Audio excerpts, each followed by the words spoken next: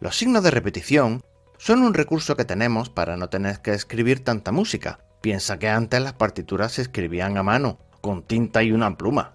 Claro, eso llevaba mucho tiempo. Y tampoco es lo mismo escribir un compás para piano que un compás para orquesta.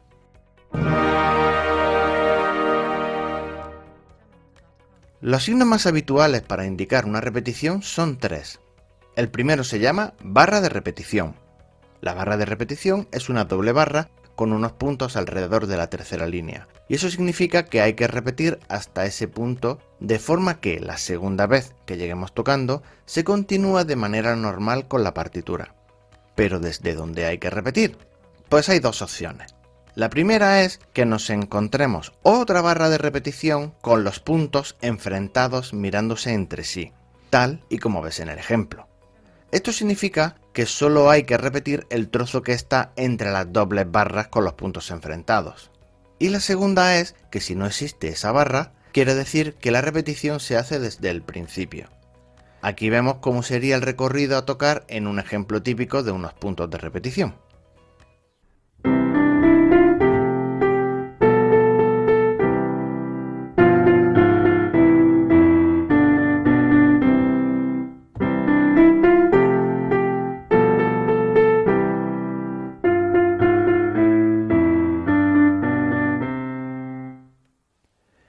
El siguiente recurso se llama casillas de repetición y se usa cuando queremos cambiar algo en la parte final de lo que estamos repitiendo.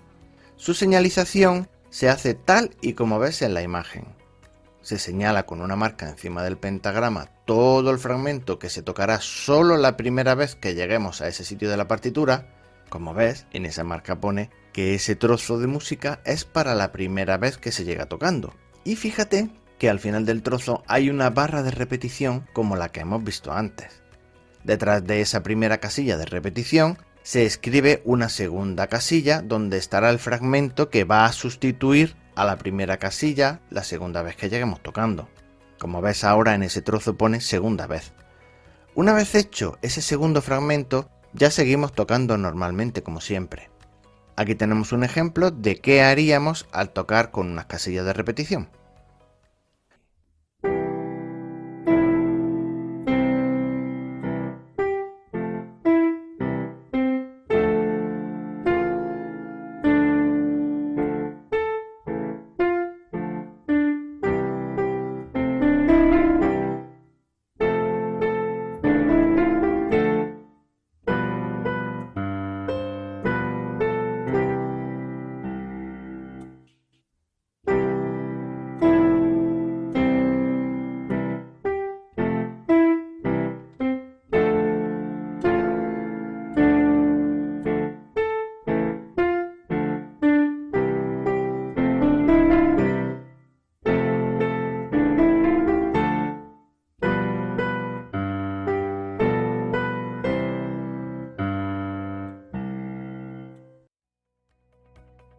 El siguiente recurso es la fórmula da capo.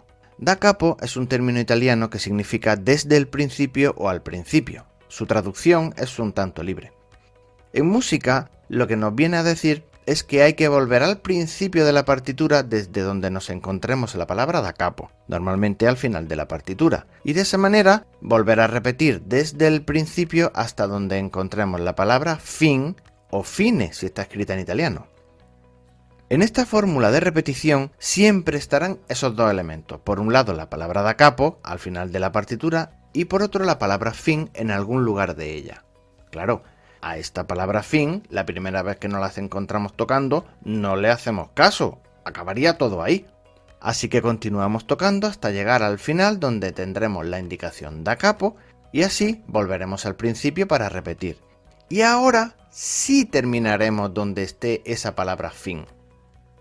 En el siguiente fragmento vemos cómo sería tocar con la fórmula da capo.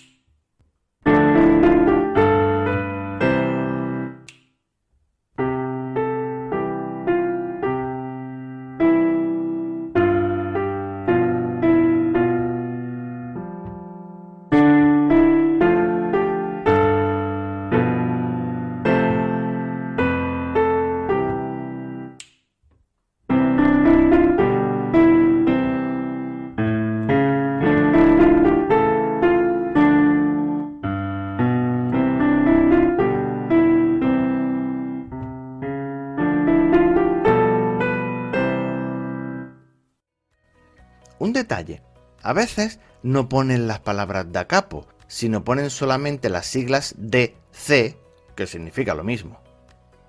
¿Y si quisiéramos hacer un da capo que al final no fuese desde el principio, sino desde un sitio en concreto? Pues al final de la partitura nos encontraríamos las palabras da símbolo, que significa al símbolo. Y en vez de repetir desde el principio, repetiríamos desde un símbolo escrito que estaría en algún lugar de la partitura. Normalmente ese símbolo es estándar y suele ser este. Por cierto, al igual que en la palabra da capo, da símbolo lo puedes ver escrito como DS. Fórmulas para repetir hay más, pero para no hacer el vídeo demasiado largo hemos visto solo las más habituales. Piensa que antes no habían impresora y se hacía todo a mano.